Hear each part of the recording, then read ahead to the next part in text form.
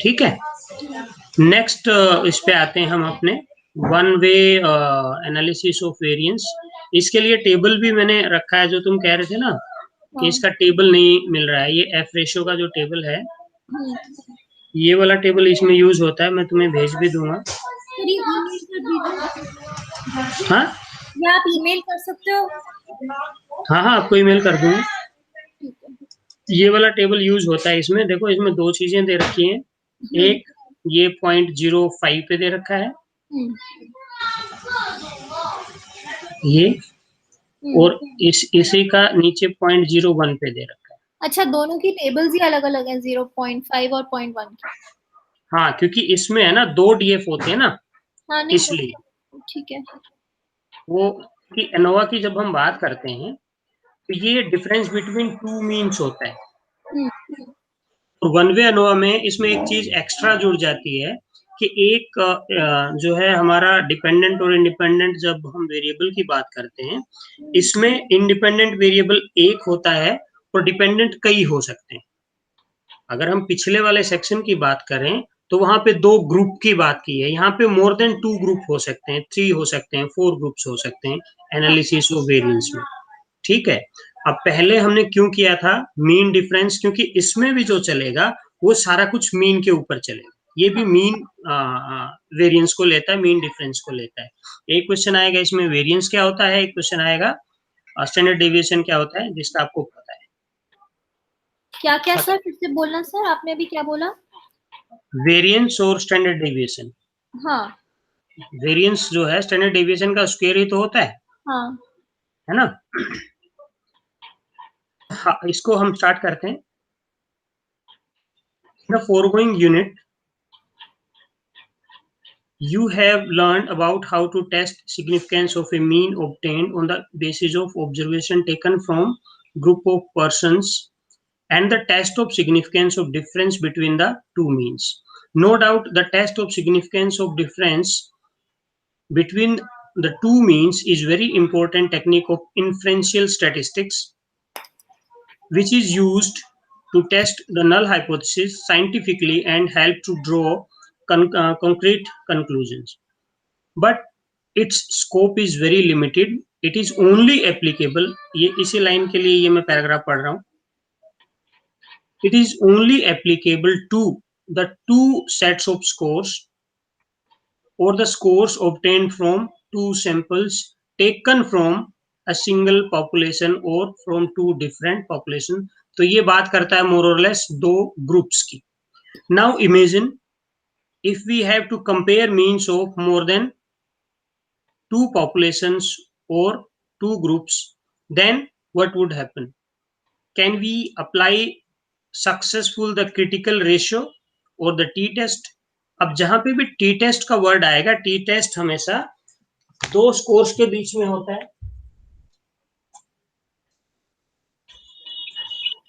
दो ग्रुप्स के बीच में होता है, दो मीन्स के बीच में होता है. जैसे ही ग्रुप हमारा इंक्रीज होगा, ग्रुप हमारे बढ़ेंगे, पॉपुलेशन हमारी बढ़ेगी, लेवल उसमें बढ़ेंगे. मान लो हम दो चीजों को इंडिपेंडेंट मान रहे हैं और तीन चीजों को डिपेंडेंट मान रहे हैं, तो ऐसे में अगर हम टी के कंपैरिजन निकालने लगेंगे तो बहुत सारे टी वैल्यूज निकालनी पड़ेंगी. ग्रुप ए का बी के साथ, ग्रुप ए का सी के साथ, ग्रुप बी का सी के साथ. समझ रहे हो? तो इन सब का सॉल्यूशन सिंगल प्लेस पे देने के लिए इन लोगों ने एनालिसिस ऑफ वेरिएंस एनोवा को इंप्लीमेंट किया. The answer is yes, but not convenient to apply critical ratio or t-test. The reason can be stated with example. Suppose we have three groups A, B, and C, and we want to compare the significance of difference in means of the three groups. Then first we have to make the pair of groups AB, BC, AC, then apply critical ratio. ये समझ में आ गई बात? Now suppose we have 8 groups and want to compare the difference in the means of group. In such condition we have to calculate 28 critical ratios. कहता है ये 8 जो group हैं, आठों ग्रुपों का एक दूसरे के साथ कॉम्बिनेशन चेक करेंगे, जो कि इतना इजी नहीं है, वो टाइम कंज्यूमिंग है. फॉर एग्जाम्पल यहाँ पे reaction time test, reaction time का पता होगा आपको क्या होता है? हाँ, आप डिजिटल जितना टाइम। जल्दी किसी स्टिमुलस को रिस्पॉन्ड करते हैं। हाँ, अर्लियर जो इंटेलिजेंस थ्योरी थी वो रिएक्शन टाइम के ऊपर ही डिपेंडेंट थी। हाँ, For example, let us say that a reaction time test was given to 5 boys and 5 girls of age group 15 plus years. The scores were obtained in milliseconds is given below. Girls, boys, इसको आप दो group कर सकते हो भाई, ये group 1 हो गया और ग्रुप 2 भी ले सकते हो। अब रिएक्शन टाइम जो है मिली सेकेंड्स में, एक कोई हमने इनको कोई एक टास्क दिया, उस पर कितना था, दूसरी बार कितना था, तीसरी बार, चौथी बार, पांचवी बार कितना था, और सबका हमने टोटल कर दिया और ये हमने मीन निकाल दिया। From the mean values shown in the table, we can say that two groups are equal, क्योंकि इनका मीन सेम है, तो उसके बेसिस पे अगर हम टी टेस्ट वाली फॉर्म में बात करेंगे तो ये दोनों ग्रुप सेम हो गए। बट ये क्या कह रहे हैं कि इनमें वेरिएंस आप देखिए, इनमें हाईएस्ट टू लोवेस्ट वैल्यूज के बीच में डिफरेंस देखिए कितना है। यहाँ पे लोवेस्ट कितना है 5 और हाईएस्ट कितना है 35। हाँ, इधर देखो लोवेस्ट कितना है 10 20, और हाईएस्ट कितना है 20। 20, डिफरेंस कितना हो गया 10। यहाँ डिफरेंस कितना हो गया 25, 30, 30। 30, सॉरी। समझ में आ रही बात? तो ये जो अनोवा है, ये अनोवा ये कहता है कि जो ये जो सब्जेक्ट्स हैं, ये जो ग्रुप्स हैं, इनके बीच का विद इन और बिटवीन ये डिफरेंस तो हमने देखा ही नहीं। ये इस वेरिएंस को टैप करता है, इस वेरिएंस का एनालिसिस करता है, इसके बेसिस पे ये बताता है कि ग्रुप में जब बहुत सारा वेरिएंस हो तो उसमें उसकी जो मीन वैल्यू है वो उतना सही मायने में रिजल्ट नहीं देगी। वहां पे हमें इसकी बजाय वेरिएंस के ऊपर डिपेंडेंट होना पड़ता है, और इस सारे इंटरनल वेरिएंस को देखते हुए सारी चीजों का इन इंटर वैल्यूज जो है इनका मीन लेते हुए जब हम निकालेंगे तो उसका फाइनल जो रिजल्टेंट है वो कुछ और होगा। सपोज करो हम एक आईक्यू की बात करते हैं भाई, एक तो रेंज इतने थोड़े से आईक्यू वाला ले या एक में बहुत ज्यादा रेंज वाले हैं, तो आईक्यू लेवल इसमें बहुत हाई वाले भी हैं, लो वाले भी हैं, तो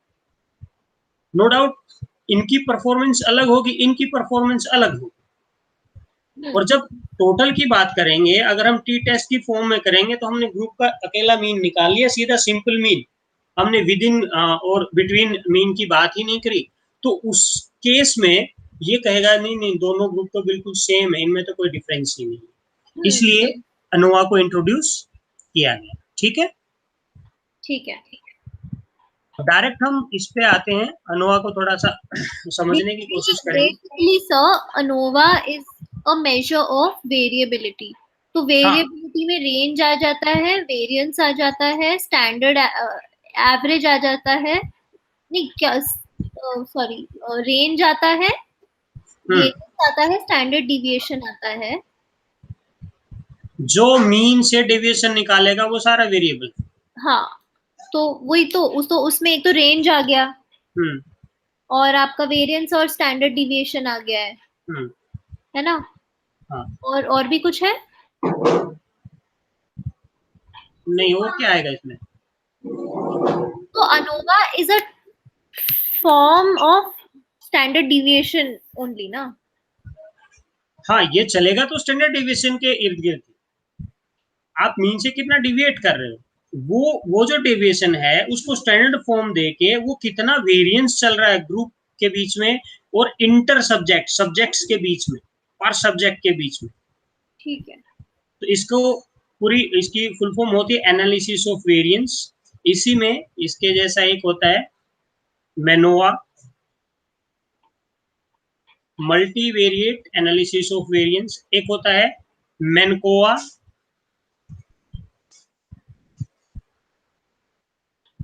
मल्टीवेरिएट एनालिसिस ऑफ कोवेरिएंस, और इसी में एनोवा में ये हायर एनोवा और उसकी भी बात करता है, जहाँ पे ग्रुप्स बढ़ जाते हैं उसकी भी बात करेंगे हम, क्योंकि वो 2 वे एनोवा है, 2 वे के बाद 3 वे एनोवा और हायर ऑर्डर एनोवा उसकी बात करेगा। लेकिन तुम्हारे सिलेबस में 1 और 2 वे आई थिंक ये 2 ही एनोवा आएंगे, ज्यादा की जरूरत नहीं। सो ऑब्जेक्टिव्स इसके क्या होंगे?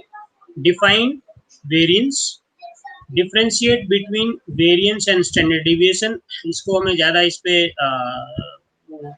एम्फेसाइज देने की जरूरत नहीं है, क्योंकि ऑलरेडी हमें पता है स्टैंडर्ड डेविएशन का स्क्वायर जो है उसको हम वेरिएंस कहते हैं। Then define analysis of variance, explain when to use. ये जरूरी है कि हमने कहाँ पे एनोवा यूज करना है, ये क्वेश्चन पूछ लिया जाता है। Describe the process of analysis of variance, उसकी हम कैसे कैलकुलेशंस करेंगे। Apply analysis of variance to obtain F ratio, ये इसमें सबसे ज्यादा इंपॉर्टेंट है कि हम एफ रेशियो निकालेंगे। और इसमें एक बार बार चीजें आएंगी, जैसे एक वर्ड आएगा विद इन, एक आएगा बिटवीन, और एक आएगा आपका अमंग। अमंग और ये बिटवीन तो सेम चीज है। हाँ, ये दोनों सेम होते हैं, ये डिफरेंट होता है।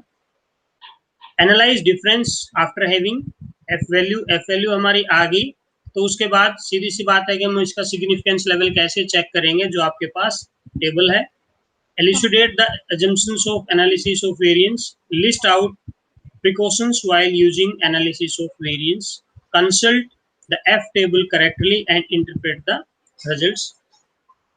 ठीक है। So स्टार्ट करते हैं हम एनालिसिस ऑफ वेरिएंस से। एनालिसिस ऑफ वेरिएंस में हमारा एफ वैल्यू निकालते हैं हम। एफ वैल्यू में बिटवीन या फिर अमंग, क्योंकि इसने बहुत सारी जगह पे ए वर्ड यूज किया होगा और वहीं पे ग्रुप ए भी होगा, तो हमें कंफ्यूज नहीं होना है। इसमें जो है जैसे सम ऑफ स्क्वायर्स ए लिखा होगा, तो वो जहां भी सम ऑफ स्क्वायर्स के साथ ए लिखा होगा तो वहां उसका मतलब होगा अमंग, वो ग्रुप ए नहीं हो। ग्रुप हाँ इसमें सारे इकट्ठे लिए जाते हैं। ठीक है। So analysis of variance is an important method of testing the variation observed in the experimental situation into different part, each part assignable to a known source, cause or factor. सबसे बड़ी बात होगी कि इसमें कॉज एंड इफेक्ट रिलेशनशिप जब भी देखनी होती है दो वेरिएबल्स के बीच में, मोर देन 2 वेरिएबल्स के बीच में इनफैक्ट, तो तब हम एनालिसिस ऑफ वेरिएंस यूज करते हैं। ये कॉजेबिलिटी क्या होता है, इसी के बेसिस पे एक मेथड आता है आपका जिसको एक्सपेरिमेंटल मेथड बोलते हो। अगर उसमें कॉज इफेक्ट रिलेशनशिप हम नहीं देख रहे हैं तो हम उसको क्या नहीं बोलेंगे, एक्सपेरिमेंटल मेथड नहीं बोलेंगे। तो ये कॉज एंड इफेक्ट क्या होता है, कॉज इफेक्ट रिलेशनशिप क्या होता है मतलब? कॉज एंड इफेक्ट रिलेशनशिप हम किस चीज को बोलते हैं एक्सपेरिमेंटल मेथड? Internal validity. नहीं, एक होता है हमारे पास इंडिपेंडेंट वेरिएबल, दूसरा क्या होता है dependent variable. Dependent variable. Independent variable में चेंज हम करते हैं, एक्सपेरिमेंटर करता है, ये तो पता है ना आपको, इसलिए इसको इंडिपेंडेंट बोलते हैं। हाँ सर। और उसका इफेक्ट देखते हैं हम हाँ किसके ऊपर, डिपेंडेंट वेरिएबल के बीच हाँ। में। इस रिलेशन को हम बोलते हैं कॉज एंड इफेक्ट रिलेशनशिप। ठीक है। Okay. In its simplest form, the analysis of variance is used to test significance of difference between means of a number of different population. Again, ये बात करेगा means की ही। Analysis of variance is used to test the significance of the difference between means of a number of different populations. The problem of testing the significance of difference between number of means result from experimental design to study variation in dependent variable with variation in independent variable। जो ऊपर हमने line ये देखी है independent और dependent variable के बीच में relation, वो यहाँ पे नीचे इसने एक्सप्लेन कर दी, राइट। ठीक है। The analysis of variance, as the name indicates, deal with variance rather than standard deviation and standard errors. It is a method of dividing variation observed in the experimental data into different parts. Each part assignable to a known source or you can say cause or factor there. तो यहाँ पे हमारा primary काम होगा F ratio निकालना, और F ratio निकालने के लिए ये दोनों चीजें अभी निकालना हम देखेंगे आगे एग्जाम्पल में. Variance between groups, variance between और अमंग ये ऊपर आएगा, विद इन हमेशा नीचे आएगा. वेरिएंस विद इन ग्रुप, तो ये क्योंकि वेरिएंस में जो है हम क्या लेते हैं, स्टैंडर्ड डेविएशन का स्क्वायर है, तो standard deviation square between the groups and standard deviation square with in groups. ये रिलेशनशिप ये इसने दिया भी है. ये कई बार डायरेक्ट ऐसा ही क्वेश्चन पूछ लेता है कि आपको बड़ा सिंपल सा एक देगा, उसमें 2-4 डाटा इधर उधर के पकड़ा के और उसमें स्टैंडर्ड डेविएशन दे देगा, एन भी दे देगा आपको, ठीक है. उसके साथ साथ ये मीन भी दे देगा और डायरेक्ट पूछ लेगा कि वेरिएंस बताइए. वो आपको लगेगा यार ये 10 नंबर का क्वेश्चन है तो ऐसे क्यों दे रखा है इसने, इतनी सारी चीजें, तो कहीं कहीं और फॉर्मूला लगेगा. तो कंफ्यूज नहीं होना, उसका सीधा सामने इसका सिर्फ खाली स्क्वायर कर देना और हमारा आंसर आ जाएगा सारी वैल्यूज लिख के कि इसका जो फॉर्मूला है वो ये है और इसकी कैलकुलेशंस आर हियर एंड. तो वहाँ कंफ्यूज नहीं होना. ठीक है सर, मेरे को बिटवीन और विद इन के बीच में भी फर्क समझा दो एक बारी व्हाइल सॉल्विंग. तो हाँ, जब उस पे हम चलेंगे वो समझाएंगे. ठीक है.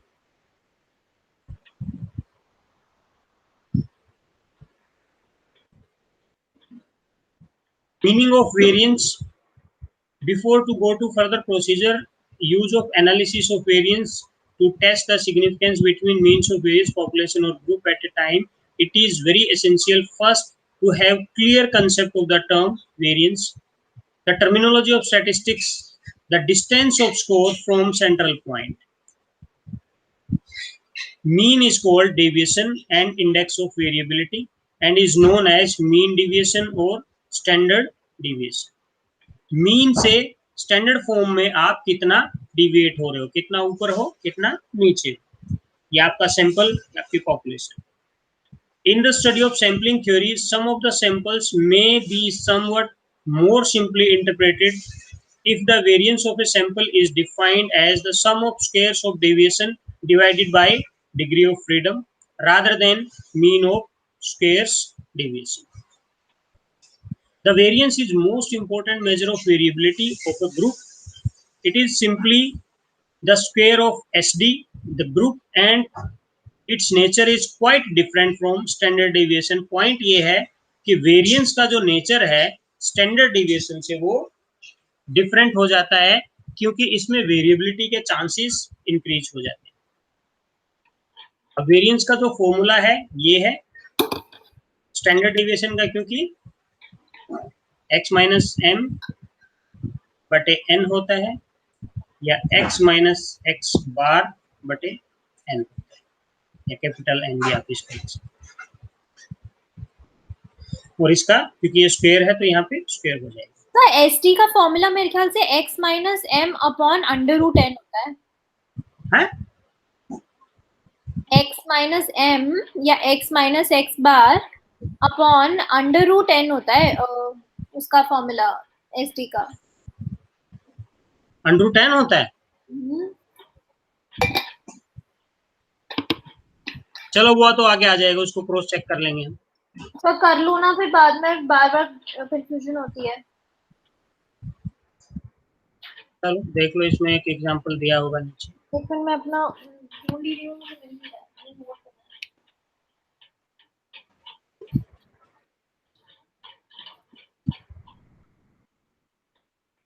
मिला क्या?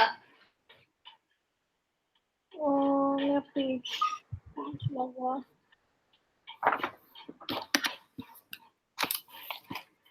नहीं, इसमें तो नहीं दिया हुआ ऐसे. अरे एक सेकंड.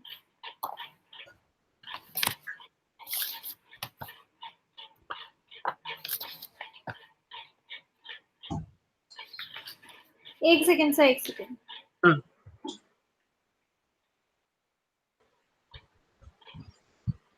स्टैंडर्ड डिविएशन का फॉर्मूला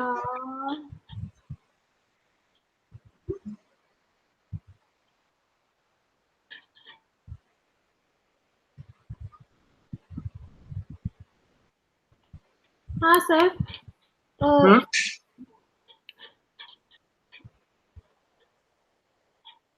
बोलो। एक सेकंड रुको,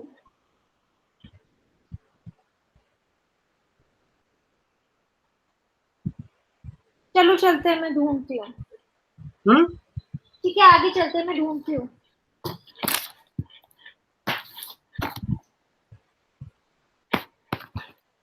आपको पता होगा सर स्टैंडर्ड डिविएशन का फॉर्मूला?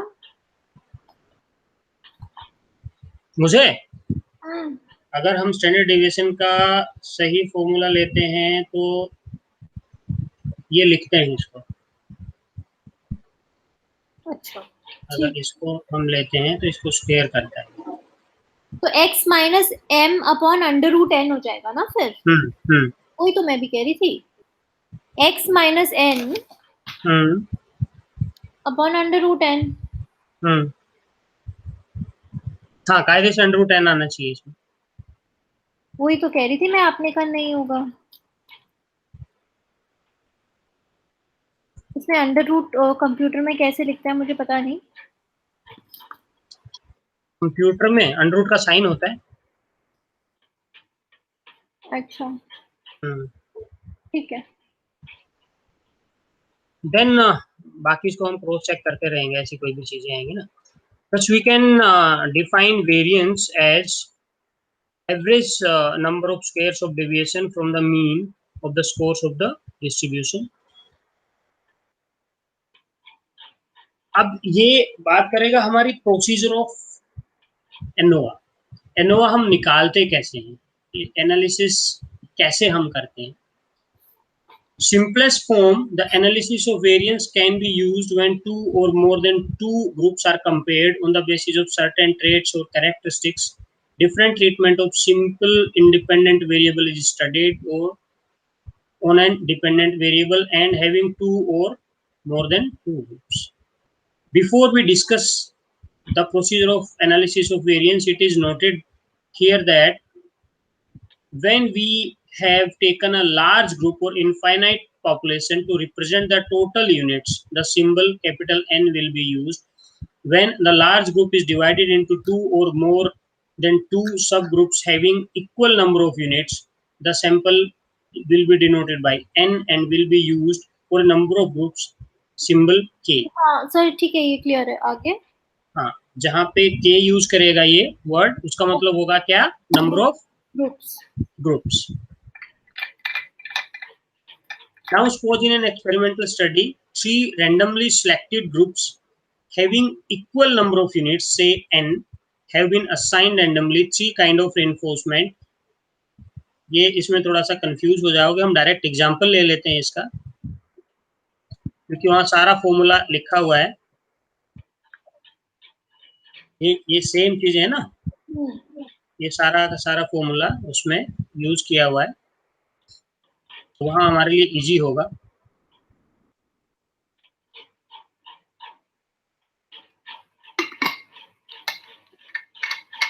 अब इसको ध्यान से देखना। इन the study of intelligence, group of 5 students, कितने स्टूडेंट हैं? 5 of class 9 studying each in arts, commerce, science stream were selected by using random method of sample selection. An intelligence test was administered to them and the score obtained are as under. Determine whether the three groups differ in their level of intelligence. हाँ question पढ़ो। हाँ sir ठीक है। 3 group हो गए। हाँ 3 group हो गए। k इक्वल टू 3, 1 2 3, हाँ k इक्वल टू 3 हो गया। Capital N equal small n equals to 5 हो गया, और कैपिटल N इक्वल टू 15 हो गया। ठीक है। नाउ फॉर एग्जांपल k 3 है N5 है, हाँ, F, इनको कैपिटल और एन चाहिए था। ये यहाँ पे कैपिटल N लिखना चाहिए था। हाँ 15 है, ठीक है। हाँ नल हाइपोथेसिस ये हम देके चलते हैं स्टडी के लिए कि इनके पॉपुलेशन मीन जो है तीनों के वो बराबर है हाँ सैंपल मीन से, हाँ हाँ ठीक। अब देखो इसमें क्या है कि डायरेक्ट स्कोर्स के ऊपर ही स्कोर्स का हम वो निकालेंगे। हाँ ठीक है। 15 ये x है, एक्स स्क्वेयर, ये x2 है, ग्रुप 2 है, ए बी सी भी लिख सकते हो, x3 है, ये इनका मीन हो गया। समेशन x का हो गया, हाँ ये सॉरी, टोटल समेशन हो गया। हाँ ये समेशन हो गया इनके स्क्वायर का, हाँ सेम हो गया सारे में। हाँ अब ये है 62 डिवाइडेड बाई 5, 12.40, ये मीन हो गया इसका फर्स्ट ग्रुप का, हाँ ये सेकंड का, ये थर्ड का, 3 मीन हो गया। ठीक है। अब जो है इसमें करेक्शन टर्म एक निकालते हैं। हाँ ये करेक्शन टर्म निकालने का जो फॉर्मूला होता है स्टैंडर्ड एक्स होल स्क्वायर, ये इसमें थोड़ा सा कहीं कहीं इन साइंस में कंफ्यूजन मिल सकता है, तो आप फाइनल वैल्यूज के साथ जाएंगे। एक्स स्क्वायर, एक्स क्या है हमारा यहाँ, ये एक्स ये है, हाँ एक एक्स हमारा, एक्स स्क्वायर ये निकालेगा, तो यहाँ पे स्क्वायर में सबको सबका स्क्वायर कर देंगे, बीच में सिंगल सिंगल सबको जोड़ के 62 62 61। हाँ ठीक है, ऐड करके फिर स्क्वायर निकाल देंगे। ठीक है। हाँ देखो यहाँ पे भी इसने गलती की है, यहाँ पे 62 है, यहाँ पे क्या है 60 है, हम्म। यहाँ पे 61 है, तो यहाँ पे क्या आना चाहिए 60। 60 आना चाहिए, हम्म। है ना। हाँ तो वो उसमें कभी कंफ्यूजन नहीं रखना, या ऐसी बहुत सारे एरर छोटे छोटे से मिल सकते हैं, बट फाइनली आपको जो इसमें डाटा वहां दे रखा है तो उसी हिसाब से चलना, ठीक है ना। ठीक अब है। इनको तीनों को अगर आप जोड़ोगे, अब जोड़ देखो कितना है, 183 है, हम्म। तो ये क्या हो गया 60 हुआ ना, हाँ तभी तो 183 होगा। 183 का स्क्वायर डिवाइडेड बाई 15, ये आ गया हमारा करेक्शन टर्म। हमेशा ध्यान रखना कि आप अनोवा निकाल रहे हो, करेक्शन टर्म इतनी ही आती है, वो हजारों में ही आती है, अच्छा ठीक है। ठीक है। और करेक्शन टर्म को हम बहुत सारी चीजों में से फिर डिक्रीज करते चलेंगे, हाँ घटाते चलेंगे, ठीक है। हाँ सर ठीक है। नाउ उसके बाद है sum of squares, hmm. S S T, T का मतलब है टोटल। हाँ अब सम ऑफ स्क्वेयर जो है हमारा, स्क्वेयर क्या है, ये हाँ है ना। हाँ अब इनको देखो, ये आ गया, ये आ गया, ये आ गया, माइनस करेक्शन टर्म, ये हाँ करेक्शन टर्म हाँ ये है ना। हाँ अब इनका सम ऑफ स्क्वेयर्स आप निकालोगे तो कितना हुआ, ये 2281 हाँ माइनस 2232, ये कितना हुआ 48, 8.4। ठीक है। 48.40। अब उसके बाद नेक्स्ट स्टेप पे आओ, ये जो हम किसकी बात कर रहे थे, सम ऑफ स्क्वेयर्स अमंग, अमंग का मतलब क्या था, बिटवीन। है ना। हाँ अब देखो इसमें अगर हम बात करते हैं sigma X square divided by N, और माइनस क्या कर दिया हमने करेक्शन टर्म। अब दोनों का फॉर्मूला देखोगे तो एक ही नहीं लग रहा आपको, या डिफरेंट है, एक ही लग रहा है, एक ही लग रहा है, हम्म, सेम ही लग रहा है। देखो हाँ सर सेम ही लग रहा है। नहीं तो थोड़ा फिर डिफरेंट है, डिफरेंट है। बताओ बताओ कैसे डिफरेंट है। वो डिफरेंट इसलिए है क्योंकि करेक्शन टर्म में उन्होंने सबको पहले ऐड करा है, फिर उसका स्क्वायर निकाला है। हाँ, और ऊपर इसमें फॉर्मूला में देखो करेक्शन टर्म का क्या फॉर्मूला दे रखा है इन्होंने, फॉर्मूला तो ठीक वो दे रखा है sigma X square by N. But अगर जब आप नेक्स्ट देखोगे स्टेप में तो x1 plus sigma x1 sigma x2 sigma x3 सबका प्लस करके फिर स्क्वायर किया है। अब हाँ इसमें देखोगे तो देखो, x1 का स्क्वायर प्लस सिग्मा x2 का स्क्वायर प्लस सिग्मा x3 का स्क्वायर इंडिविजुअली किया है। गुड। यहाँ पे ये जो ब्रैकेट है हम्म, इसके बाहर सिग्मा है, हाँ यहाँ सिग्मा इसके ब्रैकेट के अंदर अंदर है। है। बस ये मोरलेस अगर आप इसको कहो ना, ये जैसे रटने जैसी वाली चीज आती है। हम्म अब यहाँ पे हम जो है वेरिएंस कहाँ का निकाल रहे हैं कि ये जो ग्रुप्स हैं इंडिपेंडेंट तीन, इनको अलग अलग लेके निकाल रहे हैं अमंग तीनों के, तीनों को अलग अलग यूनिट लेके। जब हम विद इन की बात करेंगे, तीनों के अंदर के जो रिलेशन है, जो एक एक ग्रुप के साथ या एक सब्जेक्ट के साथ दूसरे सब्जेक्ट में क्या वेरिएशंस है, क्या ऊपर नीचे है, उसकी बात करेंगे। अब जहां पे सम ऑफ स्क्वायर अमंग ग्रुप का मतलब है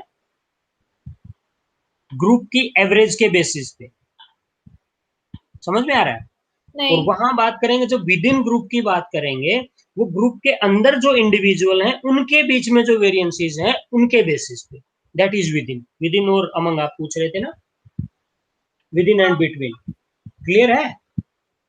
तो अमंग मतलब जो बाकी सारे ग्रुप्स के बीच में। एवरेज के बेसिस पे भाई, हमने पूरे ग्रुप का ले लिया, टोटल कर लिया, उसके बीच में उसका जो डिफरेंस है। विद इन में जो ग्रुप के अंदर के भी जो मेंबर हैं उसमें मतलब मैक्सिमम वेरिएंस उसमें टैप करना है, मेंबर टू मेंबर रिलेशन। और ये जो टोटल होता है फिर वो क्या होता है, वो वो टोटल ओवरऑल का सबका इकट्ठा एवरेज होता है। ओके ठीक है। ठीक है। हम्म, ये हो गया। हाँ अब देखो हमारे पास क्या है, एक तो टोटल है, एक बिटवीन है ना। हम्म, अब विद इन निकालना है तो हम टोटल में से क्या कर देंगे, बिटवीन को घटा देंगे। जो रेजिडुअल है वो ऐसा डिफरेंस आया है जो इंडिविजुअल उसके स्कोर्स के बीच में है, वो इंडिविजुअल सब्जेक्ट्स के बीच में जो स्कोर्स हैं उसके बीच में, क्योंकि एवरेज तो हमने दोनों का घटा दिया। उसके बाद भी अगर कोई डिफरेंस आ रहा है तो वो डिफरेंस क्या है, उनके स्कोर्स का डिफरेंस है। ये समझ में आई बात। हाँ इसमें बस यही एक चीज थोड़ी सी टेक्निकल है, समझने की बात है। टोटल में से बिटवीन का घटाएंगे तो हमारे पास विद इन का आ जाए, ठीक है, सो ये समझ आ। राइट। हाँ समझ हाँ आ। अब देखो यहाँ पे 48.40 है क्या, ये हम्म टोटल, टोटल में से हमने ये 0.40 घटा दिया। हाँ 0.40 आगे हमारे पास कितना बचा, 48। 48, हाँ ठीक है। हाँ 48 क्या है, विद इन है। हाँ नाउ MSSA अमंग का मीन सम ऑफ स्क्वायर्स क्या है, मीन सम ऑफ स्क्वायर्स। तो ये सम ऑफ स्क्वायर्स हमारा क्या है, अमंग या सम ऑफ स्क्वायर्स जो बिटवीन का है हमारा, वो 0.40 है। अगर यहाँ पे देखोगे उसके बाद हमें कैलकुलेशन नहीं करनी, ये है एस एस ए या डिवाइडेड बाई K-1। ग्रुप हमारे तीन थे, 3 - 1 तो ये K के माइनस माइनस वन क्यों किया है, क्योंकि 30 से कम है टोटल इसलिए। 30 से कम क्यों, नहीं, यू K-1 क्यों नहीं किया। ये तो नंबर ऑफ ग्रुप पे बात है, उसमें 30 का इश्यू नहीं है। इसमें ये अनुआ में ये चलेगा ही चलेगा। और इसमें जब आप जाओगे ना थ्री वे और हायर ऑर्डर अनुआ में, वहां पे और एक और लाइन उसमें ऐड हो जाएगी। तो जितने ग्रुप बढ़ते रहेंगे, जितने कॉम्बिनेशन बढ़ेंगे, मान लो 3/2 हो गया, 3/4 हो गया, 4/5 हो गया, तो वहां उसके बेसिस पे उसमें इंक्रीज होता है। यहाँ ये ऑलमोस्ट ये फिक्स है, वन वे में K-1 ही लगता है इसमें। ठीक है। क्लियर है। Yes sir. तो ये MSS ए आ गया हमारे पास, या बिटवीन आ गया, मीन सम ऑफ स्क्वायर्स। ना उसके बाद हमने mean sum of squares within निकालना है। तो SS within sum of square within क्या निकाला था हमने, 48 था। हाँ अगर ये हो तो ये था हमारा हाँ सर, समझ गई। टोटल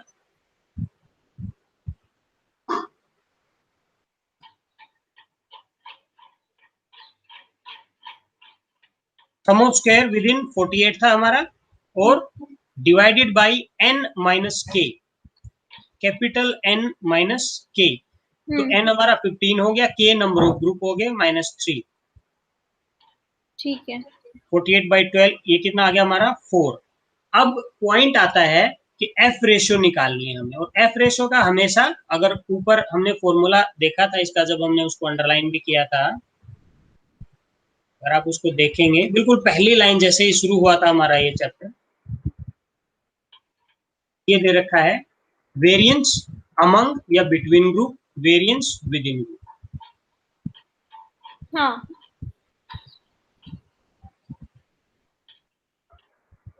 तो यहाँ पे mean sum of squares among या between, mean sum of square within. हाँ सर, समझ गई सर, ये आगे समझ गए ना? अब यहाँ पे ये वैल्यूज इस उसमें फॉर्मेट में पुट कर देंगे हम। हाँ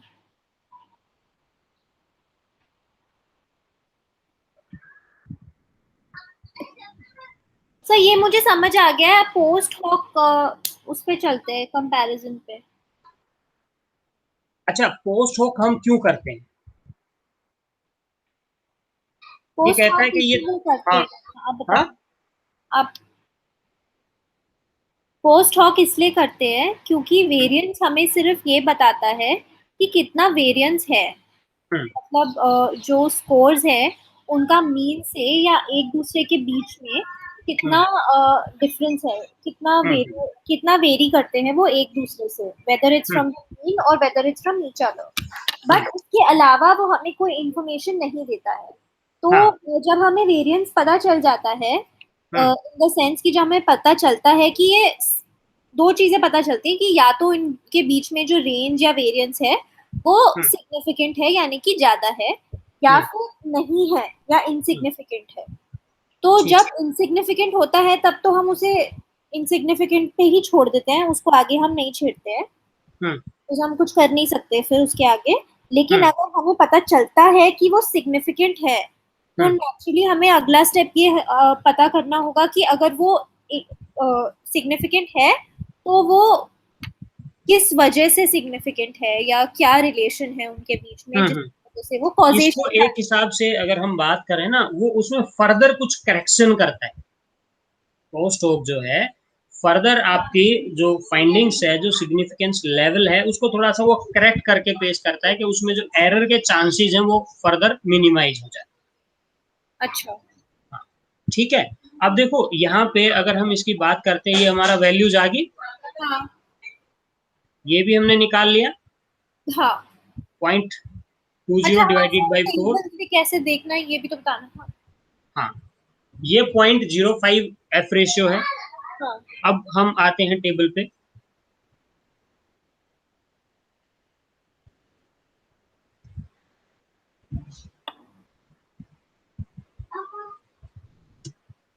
अब एफ रेशियो के लिए जो हम टेबल देखेंगे,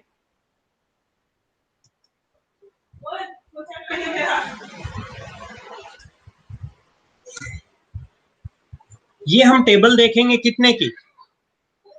0.5 की। इसमें दो डीएफ हम देखते हैं, एक जो हमारा k-1 आता है, हाँ। 2 एक n-k आता है। हाँ। कितना आ गया? 12 आ गया ना? हाँ। तो ये जो टेबल देखेंगे, डीएफ हमारे दो हो गए, कहने का मतलब इसमें ये डीएफ निकालने का फॉर्मूला होता है। हाँ। एक 2 डीएफ हो गया, एक कितना हो गया 12 हो गया। ये 2 डीएफ हो गया हमारा किसके कॉन्टेक्स्ट में? ग्रुप्स के कॉन्टेक्स्ट में। और ये डीएफ हो गया पॉपुलेशन के एन के नंबर के या सब्जेक्ट्स के कॉन्टेक्स्ट में। क्या अब सब्जेक्ट के कॉन्टेक्स्ट में कौन सा डीएफ हुआ? ये ग्रुप कितने हैं हमारे पास? 3। ये तो समझ आ गया कि के। हाँ, ये डीएफ हो गया पॉपुलेशन के कॉन्टेक्स्ट में। अच्छा ठीक है, okay. Total number of population कितनी है ना हमारी? हाँ, ये सॉरी, ये 15 माइनस तो 3। ये पॉपुलेशन के कॉन्टेक्स्ट में हो गया और वो सैंपल के कॉन्टेक्स्ट में हो वो गया। वो ग्रुप के, सैंपल के नहीं। अच्छा ठीक है। सैंपल तो ये हो गया ना सारा हमारा, हाँ टोटल 15, ग्रुप 3 हुए। ठीक है। ठीक है, ठीक अब है। आ जाओ इस पे।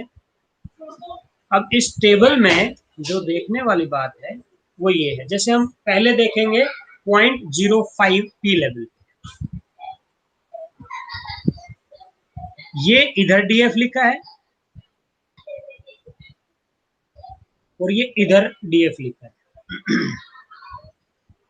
ठीक है, ये बड़े वाला जो डीएफ है वो इधर आएगा लार्ज,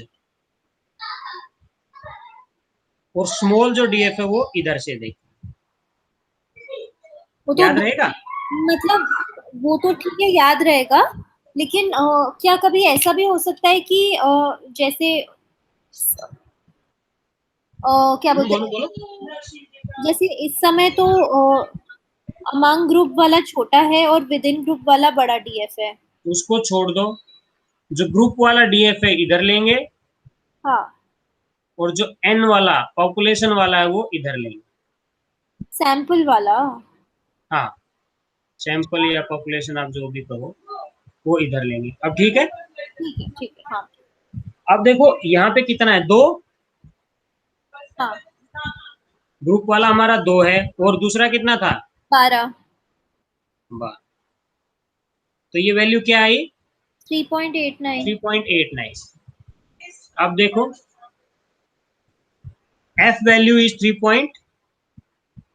3.59, यहाँ है 89। 3.89। तो इसने ये इसमें वैल्यू में कुछ एरर वो किया है लिखते हुए, तो ये वैल्यू यही आएगी, 3.89 आएगी।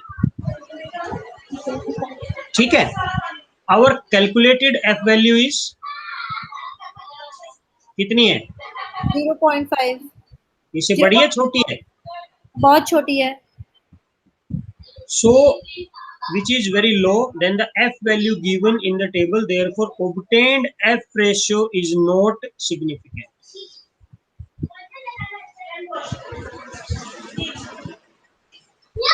At 0.5 level of significance for df2 and 12, अब so null hypothesis is accepted कि इनमें कोई डिफरेंस नहीं है।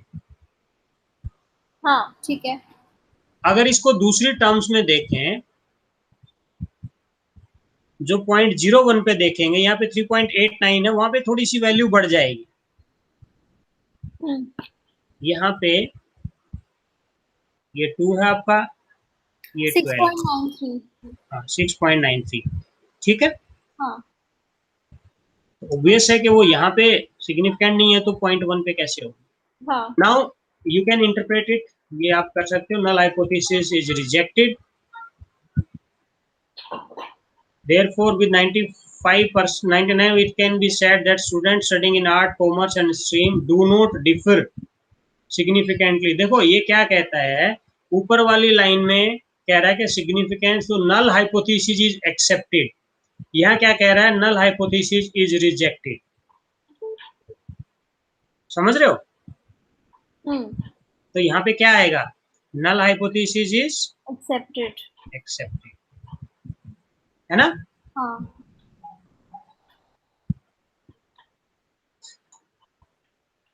therefore 99% confidence it can be said that students studying in arts, commerce, science stream do not differ significantly on their intelligence। ठीक है।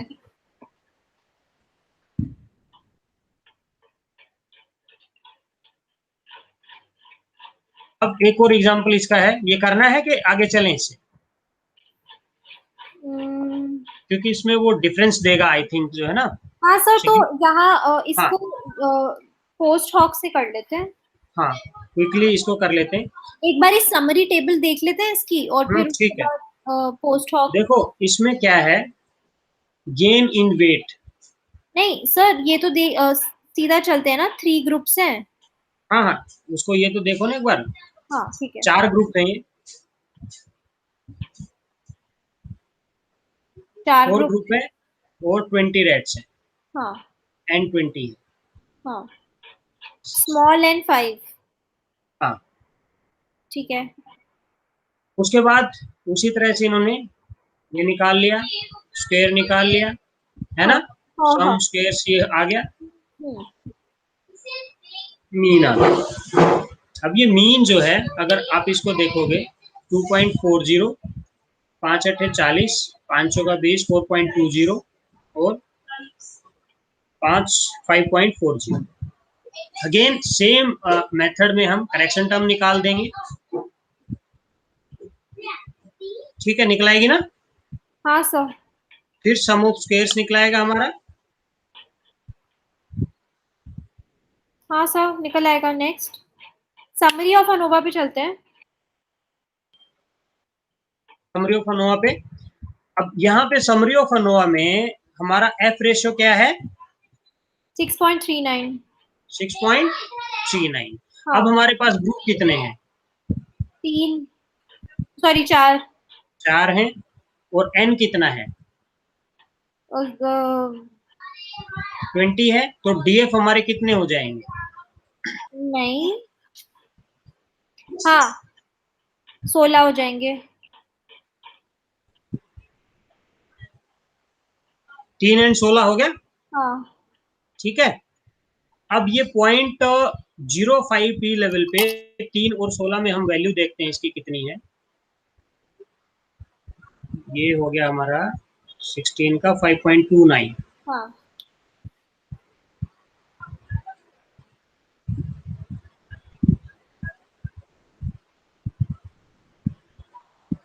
ये हमने कौन से पे ठीक, देखा था सर? 0.1 पे देखा था। नहीं 0.5 पे देखा था हमने। हमने 0, आई यू श्योर? नहीं सॉरी, 0.1 पे आ गए। हाँ। 1 सेकेंड, मैं भी कह रहा हूँ इतना दोनों की दोनों वैल्यूज में कैसे गड़बड़ हो सकती है।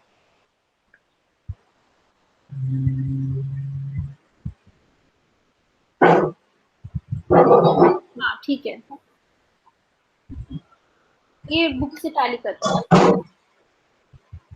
3.24 दे रखा है इसमें, हाँ जो ठीक है। यहाँ पे 3.29 दे रहा है। नहीं, यहाँ पे नहीं हाँ, 16 के सामने ही है, सॉरी 3.24 ये रहा। हाँ तो ये दोनों वैल्यूज आ गई हमारी, ये भी आ गई और हाँ हमने हाँ। 0.01 पे भी देख ली। और हमारी वैल्यू क्या है? सिक्स ये तो पॉइंट 0.01 से भी बड़ी है। हाँ, तो ये क्या हो गया? Significant eight which level? 0.1। 0.1 level. अब ये सिग्निफिकेंट आ गया तो तब हमें पोस्ट ऑफ टेस्ट इसके ऊपर हाँ लगाना पड़ेगा। हाँ। मोर और लेस इसको अगर हम सही मायने में कहें तो इसको हमने टी में कन्वर्ट करना पड़ेगा, टी वैल्यू में कन्वर्ट करना पड़ेगा।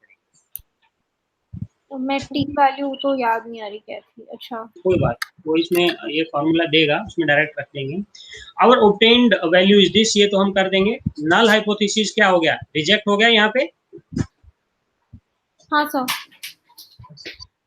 If the given problem, it is also to be determined which drug is comparatively more effective. अब यहाँ पे ये इंटरेक्शन की बात कर रहा है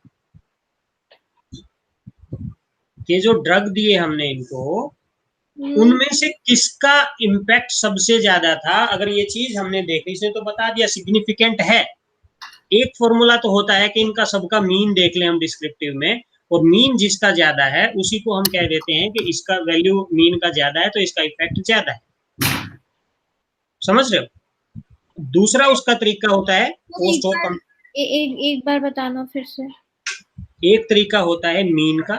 हाँ हमने सारी चीजों का मीन निकाला, एक टेबल बन जाती है अलग से डिस्क्रिप्टिव स्टैट की, हाँ हाँ है ना।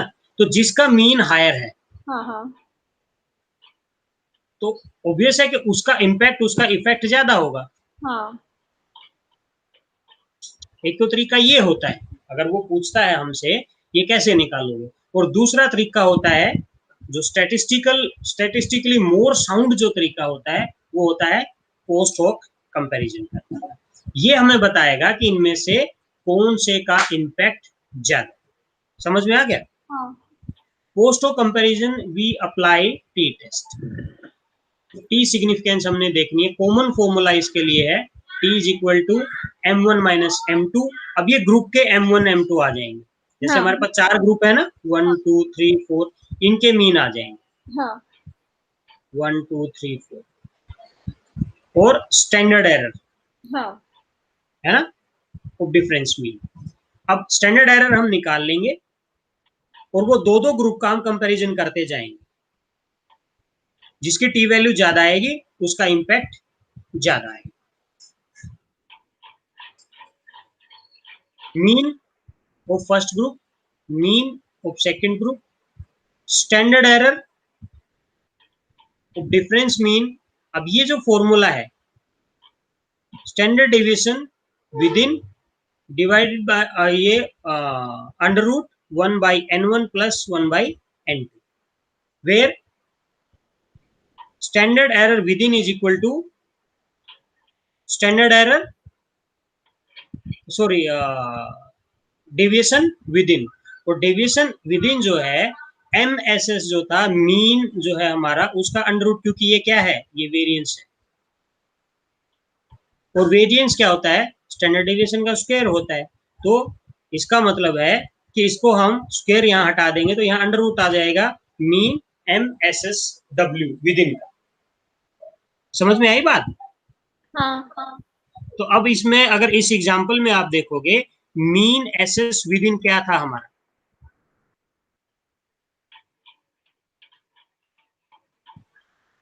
ये है। अगर इस अनवा के टेबल से देखेंगे 4.32, सारा कुछ निकाल के जब हम आ रहे थे इस पे,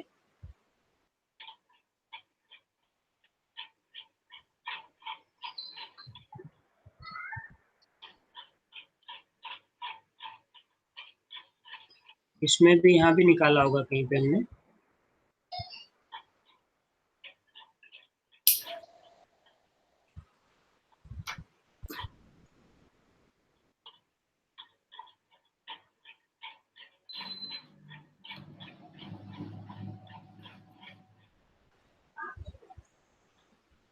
Within group SD, N1, N2 is the size of sample for groups being compared. In the given example, mean of 4 groups, 2.48, for 5.6 and 1.20, to determine significance of difference between the two selected means, we must compute T by this. अब देखो वो था ना 4.2 था ना, 4.32, हाँ, within, ये ठीक है। इसका हम अंडर रूट निकाल देंगे 4.32।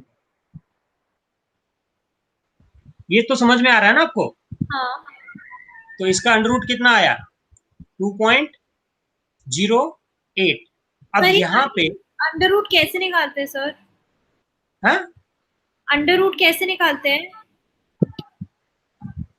अंडर रूट कैसे निकालते हैं? हाँ, अब अंडर रूट के लिए वहां पे आपको कैलकुलेटर ये लोग देंगे, तो उसमें जो आपका नॉर्मल कैलकुलेटर होता है ना, उसमें अंडर रूट का साइन आप लगाएंगे एंड 4.32 डालेंगे तो ये आपका अंडर रूट निकल जाएगा। 2.078 आता है तो 2.08 हो जाएगा इसका। ठीक है, पक्का? ठीक है। उसके बाद standard error of difference mean. अब यहाँ पे ये 2.08 यहाँ पे रख देंगे तो ये 2.08 अंडर रूट 1/5 प्लस 1/5, दो ग्रुप्स की बात करता है। इसको अगर सोल्व करेंगे तो ये कितना है, 1.31 आया है इसका। ये निकाल लोगे? ये 2/5। हम्म हाँ, हम्म 2/5 हो गया। 0.4 हो गया। हम्म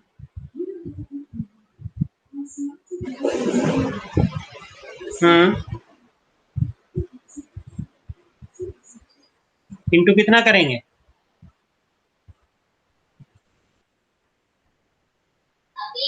0.4 इंटू 0.4। अरे स्क्वायर रूट हटाने के लिए स्क्वायर कर देंगे। ऐसे कैसे? पता नहीं, ऐसे भी तो बता दो अंडर रूट कैसे निकालते हैं।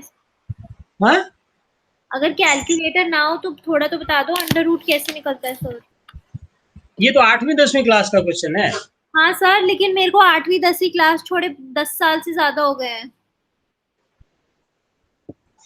और मैं भूल गई हूँ, मैंने उसके बाद मैथ्स नहीं किया है, मेरा मैथ्स खराब है।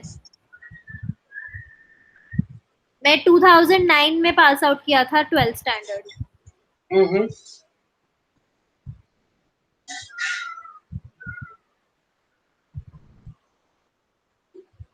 तो इसको जो है निकालने का फॉर्मूला एक बार चेक करना पड़ेगा, अंडर रूट का क्या ये रहता है। यूजुअली जैसे हम निकालते हैं भाई, आप 25 कैसे का निकाले? अंडर रूट है वो कितना आ गया? 5 आ गया। ठीक है, तो तो जीरो। इसी हिसाब से इनका निकलाएगा। अगर इसका अलग अलग से वो देखेंगे हम, तो ये अगर इससे निकालते हैं हम, कितना आएगा? 1/5 कितना आता है?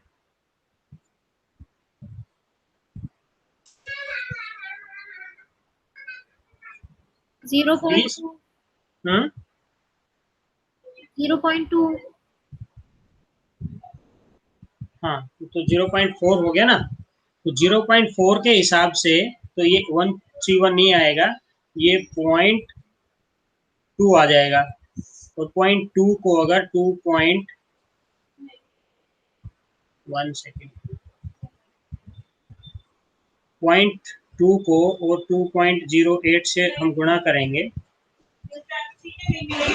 तो ये 16,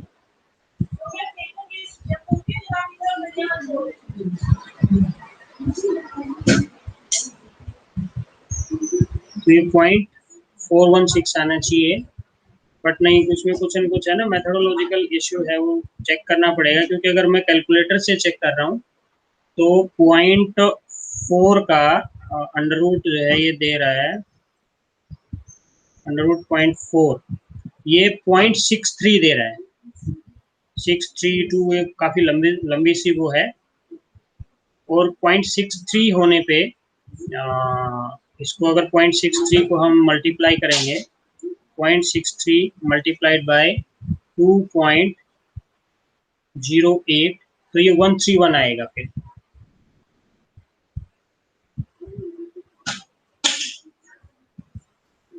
क्योंकि इसके हिसाब से अंडर रूट हो सकता है कि मैं भी स्किप कर रहा हूँ इस चीज को।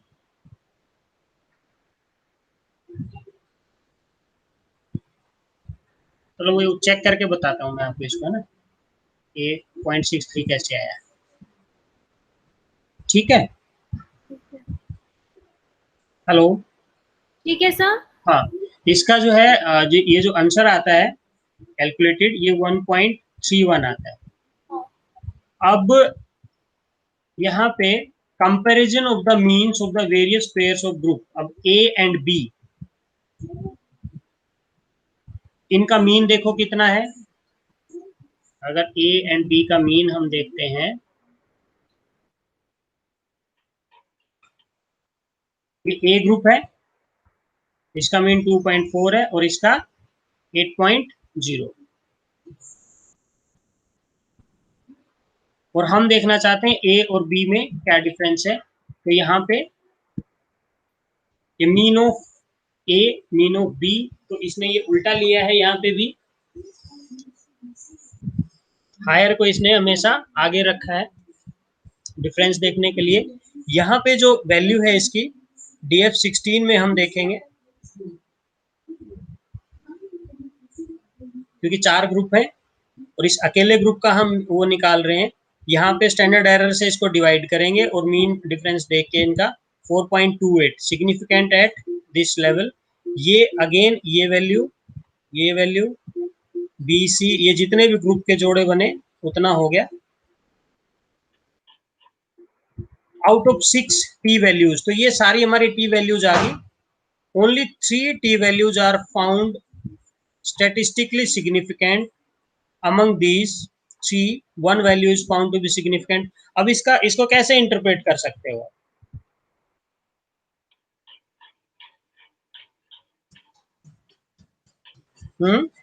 हाँ सर, इसको कैसे आप इंटरप्रेट कर सकते हो? ये जो इसकी वैल्यूज हैं, आप इसको कैसे इंटरप्रेट कर सकते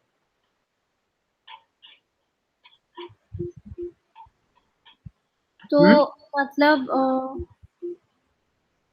there is significant difference हो? between group A and group B. There is no difference between A and C. There is significant difference between A and D and B and C and B and D and C and D. और क्या बोले? Sorry. और B and D और C and D में difference नहीं है. क्यों? किस बेसिस पे? क्योंकि difference between both the means is insignificant. क्योंकि दोनों के मीन का जो डिफरेंस है यानी कि दोनों के जो मीन का जो मतलब मीन का सिग्निफिकेंस का फॉर्मूला लगा के it's found that it's insignificant.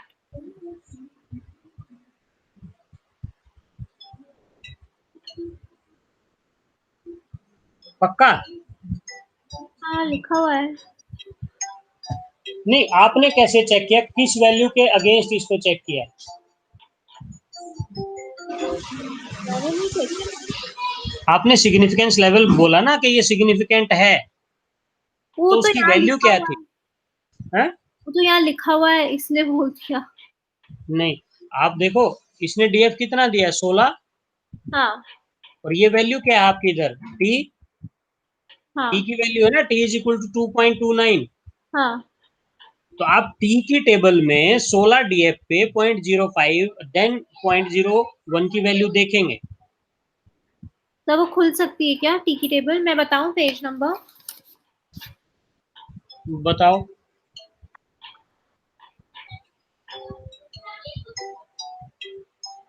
Page 13 नहीं. ये कौन से में? सेकंड वाले उसमें है कि फर्स्ट वाले में है? इसी में है. एक मिनट, 13 पे नहीं है सर. एक मिनट. तो Z4 है.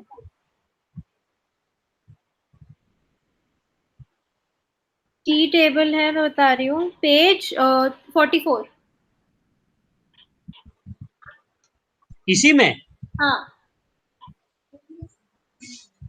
आप एक और खोल लो, यूनिट 3 अपने डॉक्यूमेंट्स में जाके, तो आसान रहेगा. नहीं, इसमें पेज 44 पे है. हाँ. I don't believe this. ये तो पेज 77 से तो शुरू ही है ये एनोवा वाला. दूसरे अच्छा. पे होगी. अच्छा, मैं एक बुक यूज कर रही हूँ ना, वो यूनिट 2 है. सॉरी. मैं वही कह रहा, ये ऐसे कैसे पॉसिबल हो सकता है? ये है ना टी टेबल आपकी. हाँ. डीएफ कितना है? 16. हाँ.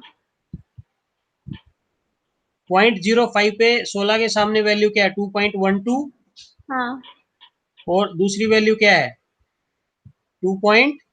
2.92. अब आ जाओ अपने एग्जाम्पल पे.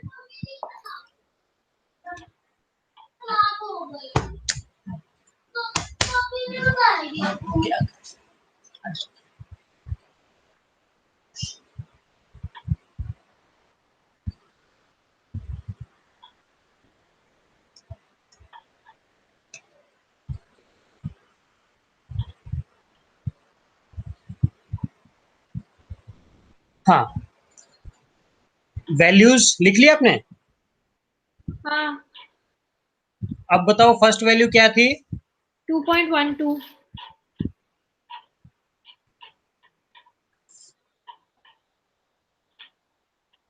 2.12. और दूसरी? 2.92. 2.92. अब देखते जाओ, ये सिग्निफिकेंट है हाँ. फर्स्ट वाली, क्योंकि 4.28 है. किस लेवल पे? ये इससे बड़ी है 0.01. 0.05, तो इसने लिखा 0.01 पे सिग्निफिकेंट है। दूसरी वैल्यू 1.37 इनसिग्निफिकेंट, ये वर्ड गलत लिख रहा है, इनसिग्निफिकेंट नहीं होता है इसमें, नॉन सिग्निफिकेंट होता है, क्योंकि आपने वहां पे पेपर में इनसिग्निफिकेंट लिखा और आपके नंबर कट जाने हैं उसमें, वो कहेगा कि आपको स्टेट आती ही नहीं है, तो वहां पे नॉन सिग्निफिकेंट होता है वर्ड यूज। ये समझ में आई, क्योंकि वैल्यू कम है। अगेन ये 2.92 है, तो ये 2.29 सिग्निफिकेंट एट 0.05, ये समझ में आ गया ना अब तो? हाँ 0.5 नॉन सिग्निफिकेंट, नॉन सिग्निफिकेंट, ठीक है? ठीक है, क्लियर?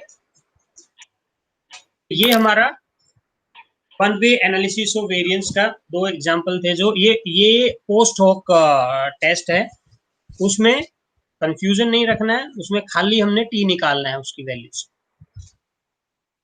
वेरिएंस से। उसके बाद step of one way analysis of variance, ये वही है, सेम इसमें स्टेप्स वापस से दोबारा से लिखे हैं इसमें। सर एक बात बताओ, ये जो लास्ट स्टेप है 8 वाला, हमने किस किस में किया है? m माइनस ए, ए कौन और सा? B। जो स्टेप 8 है वो हमने किया ए और बी, फिर ए और सी, हम्म फिर ए और डी, बी और सी, हम्म बी और डी, हम्म। और देखो सी ये और डी। कहता है कि हमने इम्पैक्ट देखना है कि किसका कितना इम्पैक्ट है, हाँ समझ रहे हो? हमने अगर बिल्कुल स्टार्टिंग की बात अगर आपको ध्यान हो तो हमने बात करी थी कि हम यहाँ पे सारे ग्रुप्स का एक साथ में लेते हैं, otherwise T values, T test हम करेंगे तो बहुत सारे कॉम्बिनेशंस में हमने चेक करना पड़ेगा, नहीं? हाँ तो ये वही कॉम्बिनेशन आ रहा है कि ग्रुप ए और बी में कौन से की परफॉर्मेंस ज्यादा अच्छी है। अब यहाँ पे सिग्निफिकेंट है, और वही अगेन किसकी सिग्निफिकेंट है? जिसका मीन 8 है, जिसका मीन ज्यादा है।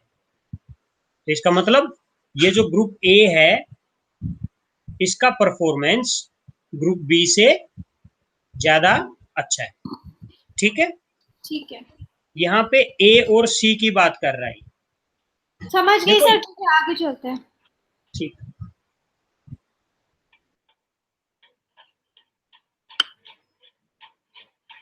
अजम्पशंस, ये हाँ क्वेश्चन कई बार पूछ लेता है, छोटा क्वेश्चन पूछता है, लेकिन ये थ्योरेटिकल होता है, इसमें कुछ भी ऐसा कोई हार्ड फास्ट नहीं होता, बहुत सिंपल होता है।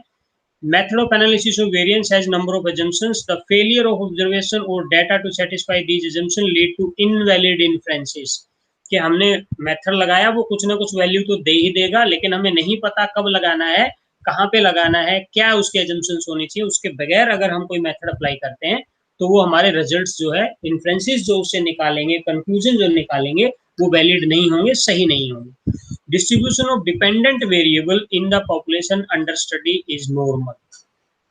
नॉर्मल मतलब डिपेंडेंट वेरिएबल जो है वो सब में, पूरी पॉपुलेशन में एनपीसी को फॉलो करता है। There exist homogeneity of variance, जो वेरिएंस है वो होमोजेनियस है। इसका मतलब है कि हमारी जो पॉपुलेशन है वो जो जितने भी ग्रुप लिए हैं, हम उसमें एज्यूम करके चल रहे हैं कि वो सारी की सारी एनपीसी को फॉलो करती है। Samples of different groups are selected from population by using random sampling. NPC को फॉलो करती है, और सैंपल रैंडम सैम्पलिंग, जिसकी हम बार बार बात करते आए कि हर एक आदमी के किसी भी ग्रुप में सिलेक्ट होने के इक्वल चांसेस थे। Randomisation, there is no significant differences in mean of various samples of group taken from the population. ये इसी वाले को रिपीट कर दिया है कि हमने सेम पॉपुलेशन में से लिया है। ऐसा नहीं है कि कोई ज्यादा मीन वाले एक तरफ कर दिए और कम मीन वाले दूसरी तरफ कर दिए। अब दूसरा ये कहता है कि ये जो एफ और टी में जो रिलेशन है, F is equal to T square और T is equal to under root F. Merit क्या है इसकी? It is an improved technique over T और Z test. It evaluates both types of variance between and within.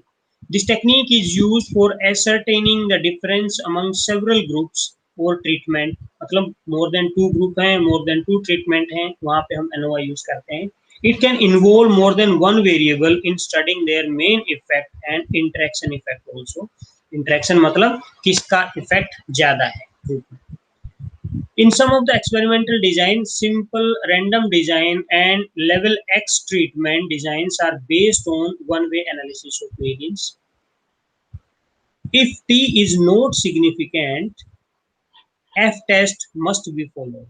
अगर T test हमारा जो है वो ठीक से नहीं एप्लीकेबल हो रहा है, वो सिग्निफिकेंट नहीं आ रहा, तो हमें एनोवा यूज करना चाहिए to analyse difference between two means. इसकी लिमिटेशंस क्या है? We have seen the analysis of variance technique is based on certain assumptions. Normality वही NPC की बात है, and homogeneity of the variances among the group. The departure of the data from these assumptions may affect adversely on the inferences. तो कहता है कि NPC जब नहीं होगी तो NPC की अवेलेबिलिटी अगर नहीं है हमारी पॉपुलेशन में, तो वहां पे हमारे जो रिजल्ट्स जो आ रहे हैं वो स्क्यूड हो सकते हैं और इन्फ्रेंसेस हमारे इनवैलिड हो सकते हैं इसमें. F value provide global finding of difference among groups, but it cannot be specify the inference. Therefore, for complete analysis of variance, again T test की हमें जरूरत पड़ती है, जो हमने पोस्ट-ऑप में यूज किया है. It is time consuming process. अगर हम इसको इसमें करते हैं, पेपर पे करते हैं, टाइम कंज्यूमिंग, लेकिन अगर हम इसको कंप्यूटर पे करते हैं तो it is very easy. For the use of F test, statistical table of F value is essential. Without it, result cannot be interpreted. वो तो सब में रहेगा. T test के लिए भी अगर हमारे पास T वैल्यू नहीं, हाँ T वैल्यू में एक बात है कि वो 1000 या उससे ज्यादा सैंपल होने पे वैल्यूज T की स्टैटिक हो जाती हैं. 1.96 एंड 2.5 कितना होता है? क्या सर? 2.58. हाँ, यही होता है. हाँ,